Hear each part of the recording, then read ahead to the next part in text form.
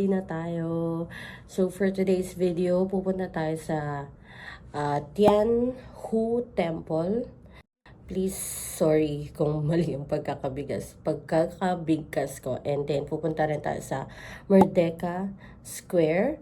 Marami kang pwedeng ikutan dun sa Merdeka Square. So, and then third is sa Chinatown. Maglilibot-libot tayo sa Chinatown. So, sa Chinatown, nandun din yung Petaling Street. Malapit na rin yung Central Market. Pero hindi pa natin yan gagawin today. Kasi gusto kong separate yung shopping natin para focus tayo doon. Anyways, ngayon, heading na tayo sa Tianhu Temple and magagrab tayo. Tinitignan ko, pwede ka naman mag-commute. Pero, pagdating ata dun sa train station na malapit, medyo malayo pa yung lalakarin. Parang mga 20 minutes lang din naman, pero uphill daw siya. So, mas okay daw na mag-grab na lang para hindi nakakapagod yung pagpunta pa lang. And, iniisip ko kung after ng train is doon ako mag-grab. Pagtingin ko sa Grab, ang price niya is 9. Then, pagtingin ko dito, ang price niya is 10. Parang 10 to 11. Ganon. So, diba? So, mag-grab na tayo galing dito. Ito pala yung OOTD natin. Oh, diba? Perfect. Perfect for temple. Tapos, linen lang to. So, press ko lang siya. Hindi mainit. Tapos, mag-shoes na lang tayo paglabas. Kasi, eto, slippers to dito. Bawal kasi magpasok. As a Asian house, bawal magpasok ng shoes from outside.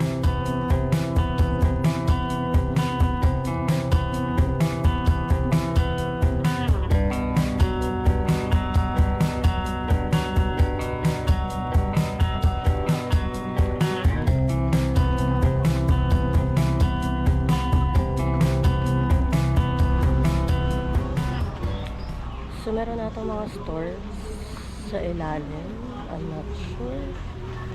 Pero, hindi na tayo papasok. Kasi gusto ko na maglibot. But I'm not sure eh. Kasi parang walang napasok.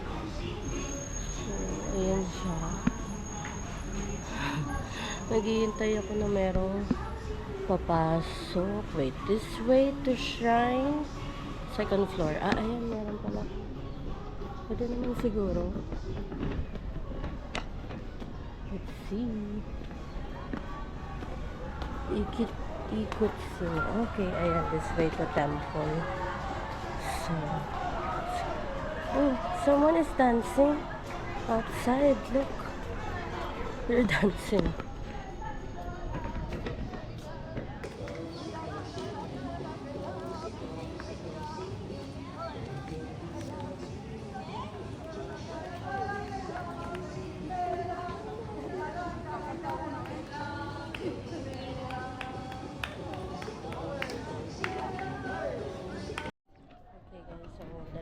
Pasok na tayo. Mukhang wala pang masyadong tao. Ewan ko bakit nagkukumpulan sila sa labas. Pero may nakita na akong pumasok. So, let's go. Ayan. This way to temple. Let's go. Okay. Second floor.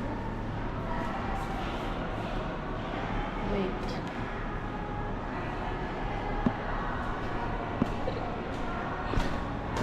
I'm lost. This way to temple. Ayan. Masyado tayong kabado. Meron tayong trust issues. Ayan. This way to temple. Okay.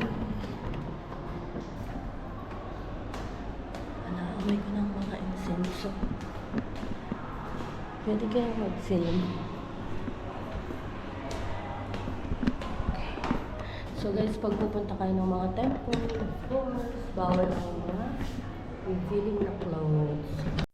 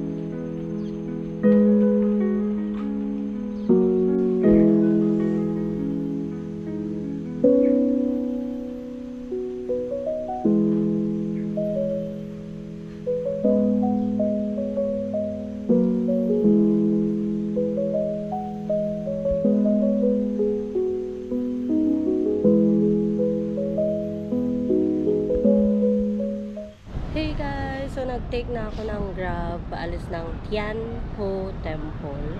So, yun pala yung tamang pronunciation niya. Tianho Temple. So, tinanong ko kasi siya dun sa homeowner natin bago ako umalis. And then, yung Grab driver natin papunta dun is Chinese also. So, yun, kinonfirm na Tianho Temple. And now, nag-take na tayo ng Grab paalis. And nandito na tayo sa Sultan Abdul Samad Building. Look! Oh my God, guys!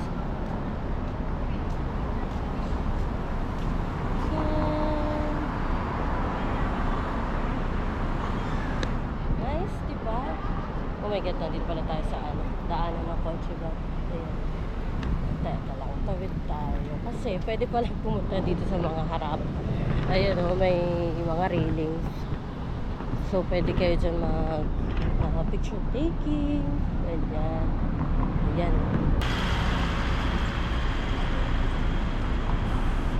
And then guys, sa harap lang din netong building is yung Merdeka Square. Ayan. So, ayan siya. Laki siyang feel. I think pag mga parang Independence Day nila or basta may event, dito yun siya ginaganap. And parang dito sila nagmamarch and everything. Kasi may nakita kong vlog dati na Independence Day yata nila yun. Tapos dyan nagmarch yung mga soldier. So ayan. Habang may tinutol ako. Kinukuha ang kotse dyan. So, ayan siya. So, kung may kotse kayo, ayan, bawal mag-park dyan, ha. Hazard lang. Anyways, ayan. So, ayan nga, dito guys, may space para makapag-picture kayo. Tapos na ako mag-picture. So, ayan. I'm not sure kung papasok tayo sa loob. Sabi ng Grab driver kanina is may mga boutique sa loob. Pero search ko pa kung ano ba talagang makikita sa loob. Fort Ed ba? Sure. Pero, let's see. Ayun, parang may courtyard dito sa likod. Look. Wow! May malaki pang space.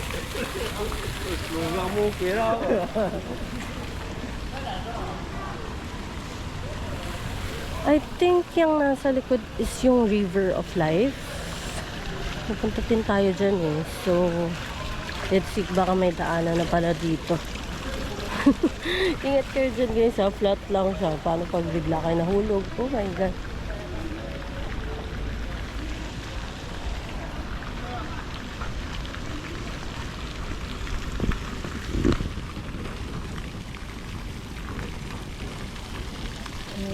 Ayan na siya.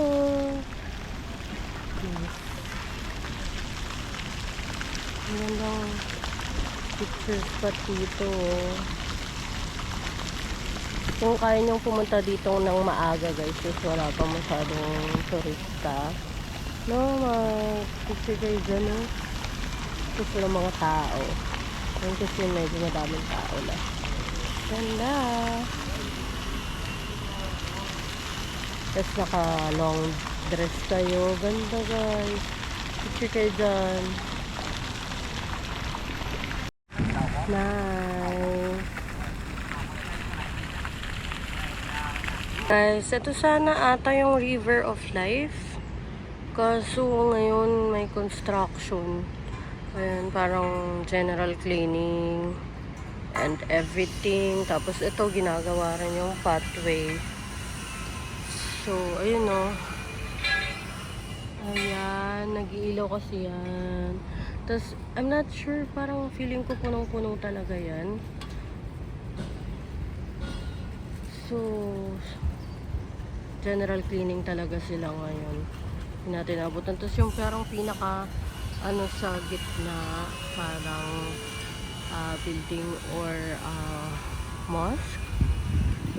Ginagawa rin siya.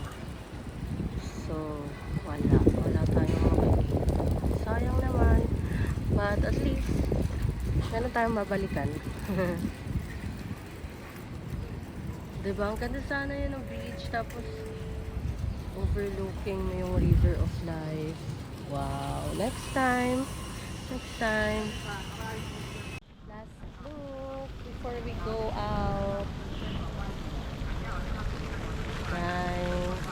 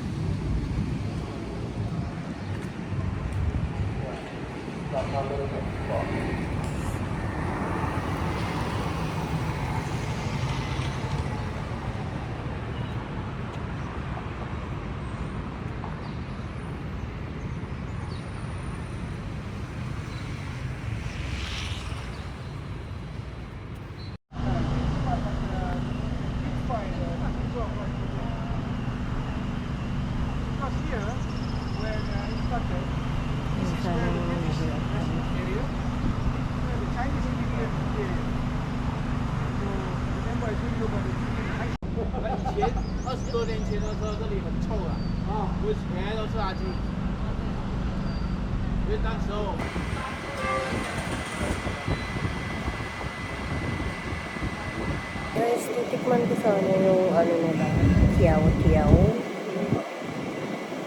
Kaso hindi available. So, baka bibigyan tayo ng ibang local favorite.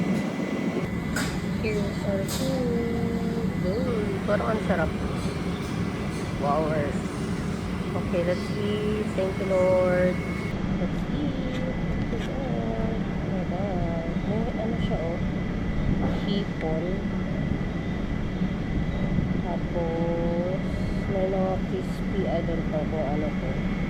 At ayan. Excited na. Ay, meron siya parang pusit. Guys, hindi ako kumakain talaga ng pusit. Kaya, let's try. Ang sarap ng sauce niya. Ang sarap ng sauce. Feeling ko maubos ko. Sana maubos ko. Hindi ako masyadong mahilig sa pansit o sa mga noodles. Pero gusto kong i-try. So, let's try.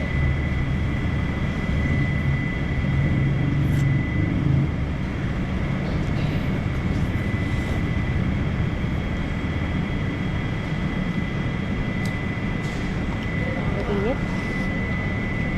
Ang sarap na yan. Medyo matigas lang yung noodles niya. Pero baka ganun talaga yung noodles. I don't know. Pero masarap. Hey guys! So, tapos na tayong kumain. Naglakad-lakad na tayo. Nagpahalap yung cousin ko ng coffee. So, nakabili tayo. Share ko rin sa inyo mamaya kung ano tong binili ko. Anyways, naglakad na ulit tayo. Malapit lang din siya. Nasa Chinatown na tayo actually.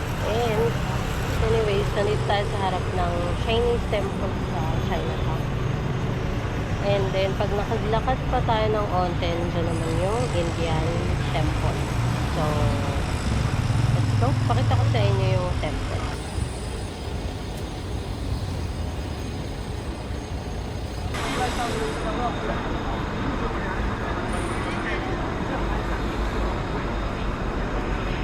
Ayan guys, so nasa likod na natin yung temple or Indian temple. So ang name niya is Sri Mahamariamman Temple. And then yung Chinese temple kanina na nauna, dyan lang din is Guandi Temple.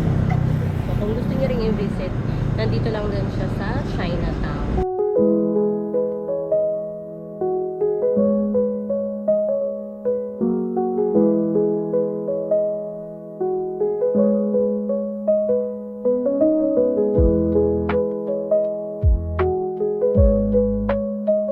Pasok pala kayo dito sa Indian Temple guys. Merong 20 cents na entrance.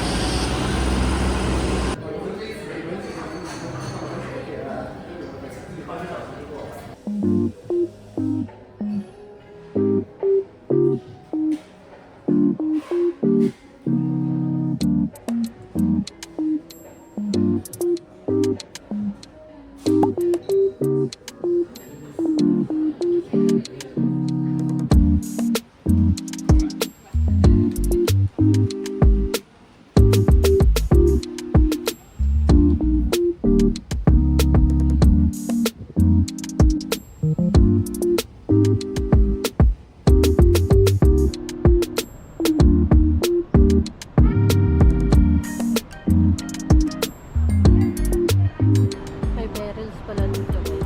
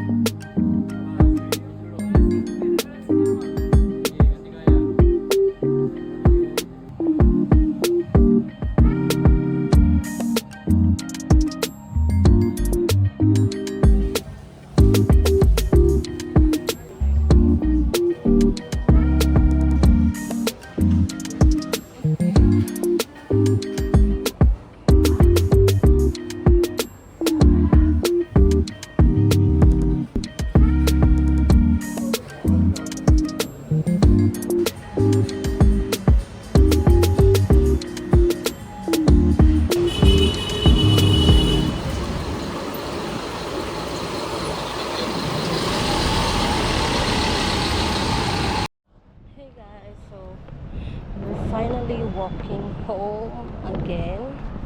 Uwi muna tayo para magpahinga dahil labas na lang ulit tayo dito for dinner. Malapit na tayo actually. Malapit lang yung Chinatown dun sa pinag-i-stayan natin. So ayun, malapit na tayo. Hey guys, so nakauwi na tayo. Nakagpalit muna ako saglit. Grabe, sobrang init. Parang ayoko nang lumabas ulit. Pero wala kasing dinner spot dito na malapit. Merong restaurant sa baba, pero I'm not sure kasi baka mahal. Tapos, pwede namang magpa-grab. So, tignan natin kung tama rin na ba talaga ako. But anyways, pakita ko sa inyo yung pinabili ng pinsan ko na coffee. So, ito siya. Ayan. So, binili ko siya sa Ghost Bird Coffee Co. So, mahilig kasi yung pinsan ko tuwing out of the country ako, nagpapasabay siya ng coffee. Tapos, ito yung isa. Tinin. So, ito daw yung signature blend nila. Ito, yung lasa na ito is medyo maasim. So, kung gusto niyo yung ganun, eto, sarap to guys. So, actually, tinikman ko sila lahat. And ang sarap. Lalo na to, masarap siya sa cold kasi pinatikim sa akin na cold. Pinatikim din sa akin na warm. Tapos, eto, ayan. So, ito, parang hindi siya super acidic. Normal lang siya na espresso blend. So, ayan. Dalawa yung branch nila. Merong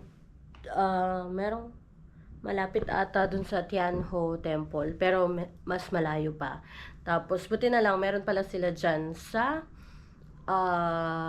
Central Market banda. Since dumaan tayo dun. So, nadaanan ko na siya pagkatapos kong mag-lunch. So, speaking of our lunch kanina, oh my God, guys. Alam niyo, sobrang looking forward ako dun sa restaurant na yun. Kasi kahit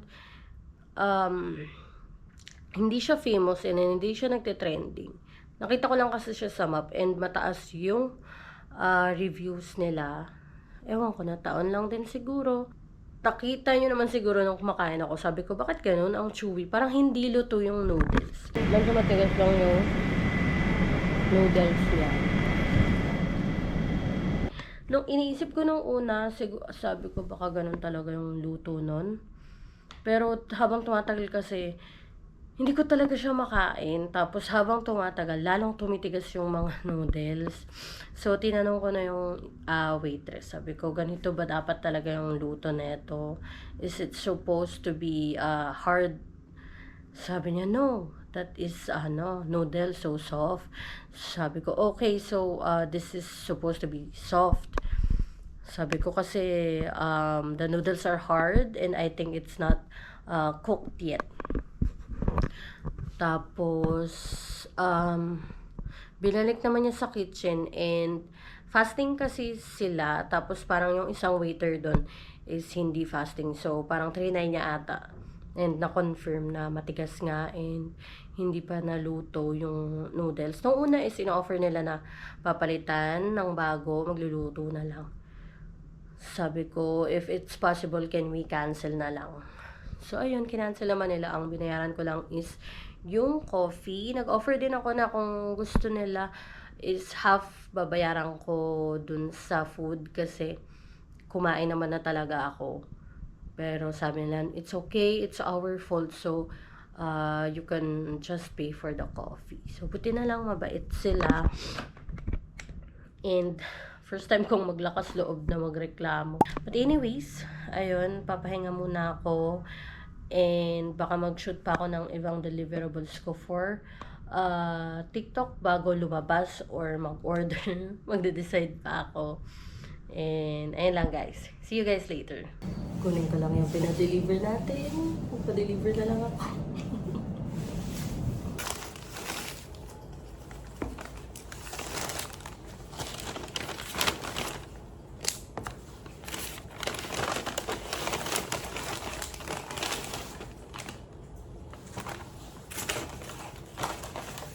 Nag-order na lang tayo ng KFC, guys. Ayan, 1-piece chicken, french fries na may chicken din.